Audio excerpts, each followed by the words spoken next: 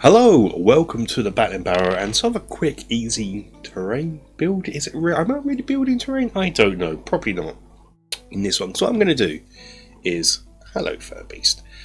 I've got this little spruce nature Sigma thing. I think this is from the Sigma statue. Yeah, he's checking it out. Which I've built and assembled and painted. But I was left over with these braziers and they got flames on.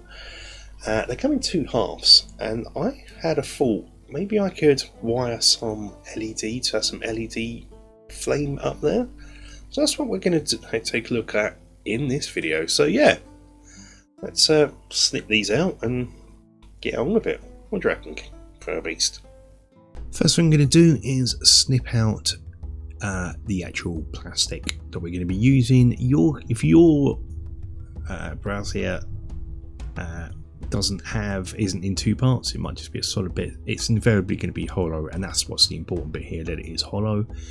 You can sort of follow through to the next part. What we're going to be doing is when those parts are cut out and joined together, and if yours is a solid piece that's hollow, you might just have to do it a slightly different way. I'm going to be making a little channel here. This is where the LED legs and bits going to go. At first I tried just thinking I'm going to file it out like this, but then in the end that takes too long and I need a slightly bigger hole, and it's easier to just get my snippers in and cut bits away. Now of course, if yours is solid, you're going to have to do a different method by drilling in with a fairly big ping vise drill bit, maybe starting small first and working your way up. But next we're going to have to do the electrics itself.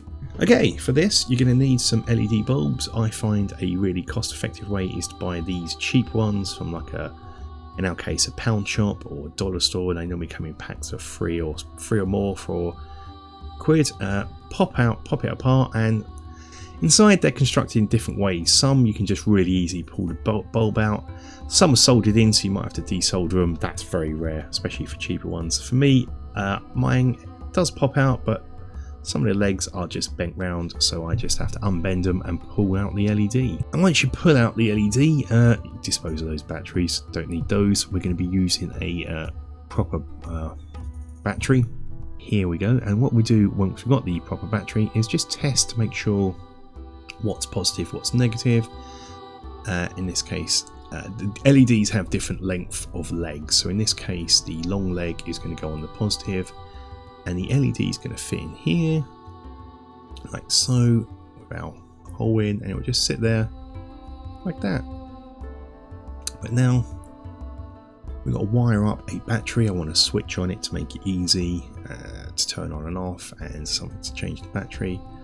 Yeah, and the battery is going to be hidden. We're going to make a square plinth thing that this is going to stand on, and that's where the battery pack will be hidden in. So before we get to the wiring, let's talk about the stone plinth. It's going to be made from chipboard, and I want it to be it's going to be 2 inches because it's got to allow the battery pack to fit underneath it. I could have made it actually smaller than this, so but I quite like the end look.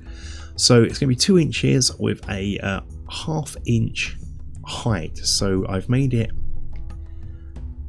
a bit wider, so it's got that.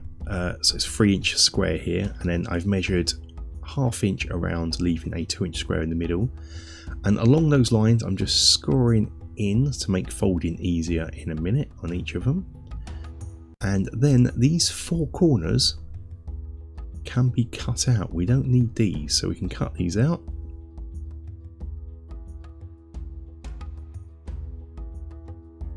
And once the last one's cut out, we can fold along the scoring. Sometimes you might need to put a ruler underneath just to help with the bending, but for now, I'll take a bit more time than me. I'm making a video, so I'm sort of rushing it. But yeah, then these will be glued together, giving us a sort of lid that the brazier will stand on.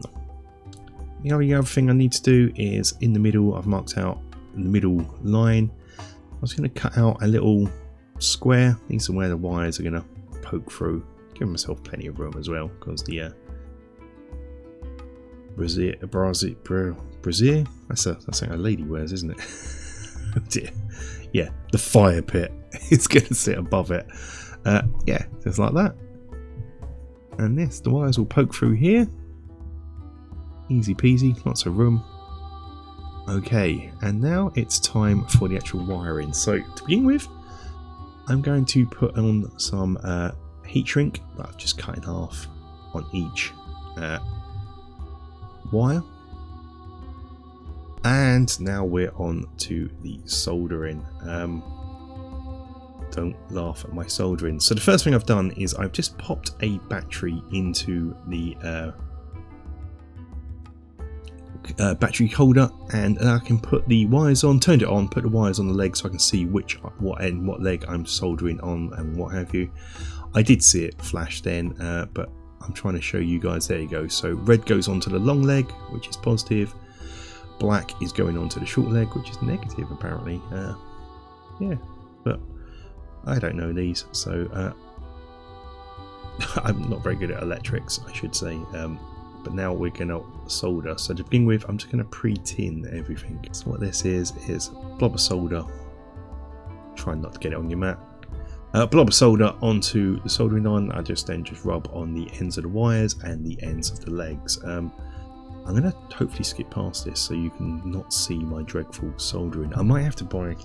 I seem to be doing like LEDs a bit more, so I might have to get myself perhaps something that can hold the I think I might actually have something somewhere in my house that can hold things in place when I solder, because I'm dreadful at this. My dad, God rest his soul, was an electrician, and would be horrified. He would really encourage me, but yeah, I need to be better at soldering, so I'm going to get some stuff. Hopefully next time you see me do soldering, I'll have something in place. Because I'm going makeshift with a clip, I just put a candle on top to weigh the clip down that holds the LED in place, whilst I then solder things into place. And then everything's pre-tinned, both legs, so I just have to, in theory, heat up both parts, melting both bits of solder on both parts, hold it in place whilst the solder reseals, and it should be held in place. But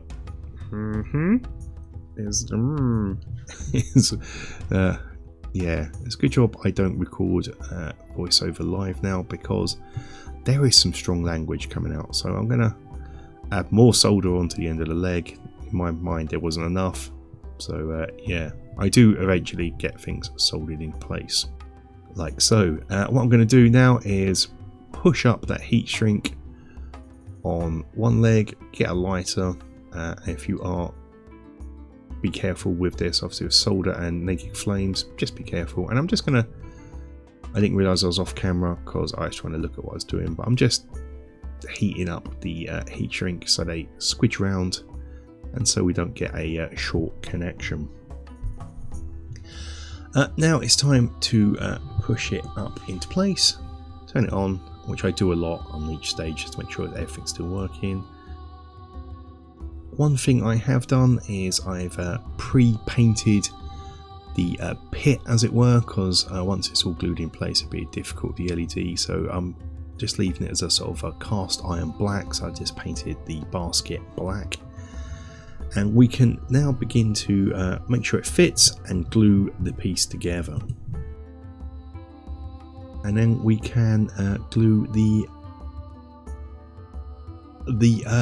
plinth together. Bit of glue on the end, hold it in place, and a bit of glue behind. You might want to take your time doing this, do one bit at a time, let it dry, but for the purpose of the video I'm trying to rush through this and make it much more harder than what it needs to be. Take your time, don't do what I do here and rush through for the sake of a video. Do one bit at a time, let the glue completely dry before doing the next bit.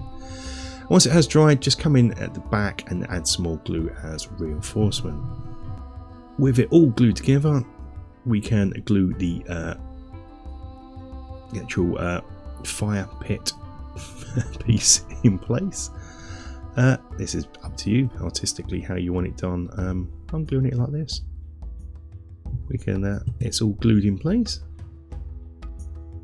I can add a little bit of hot glue around the basket like so, and I'm coming in with this cotton wool that I'm teasing apart, putting it into the basket where the glue is. You might want to use something to push it in with other than your fingers so you don't burn them, and yeah, sort of tease it up so it looks like smoke. Now what this is going to do is, yes, it can look like smoke, the first part, and it's also going to diffuse that light ever so slightly like this. When you turn it on, that just looks superb. It looks like flame, it looks like smoke, diffuses the light.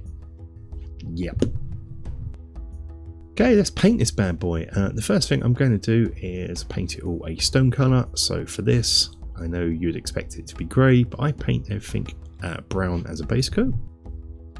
Then I take some black and just try, this is difficult, try and dry brush it on, or in my case dab it on here for sort of black flame smoke. It doesn't need to be heavy, just patches of black.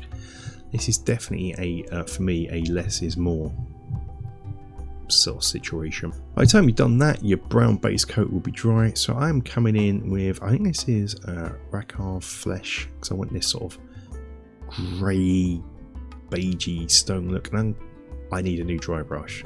I know this is terrible. Don't look at this video to learn how to dry brush. Don't close your eyes, avert your eyes. This is terrible dry brushing. But yes, I am dry brushing a sort of taupe colour on, and then going to do a sort of lighter taupe. I think this is Horse Tone Rowan from Coat to Arms. Again, don't watch this for dry brushing. But yeah, once you've done that, this is it. So all that's left for me to say is thanks for watching, guys. Until the next video, stay safe, take care, and let's have a look at the grand reveal. Bye bye bye bye.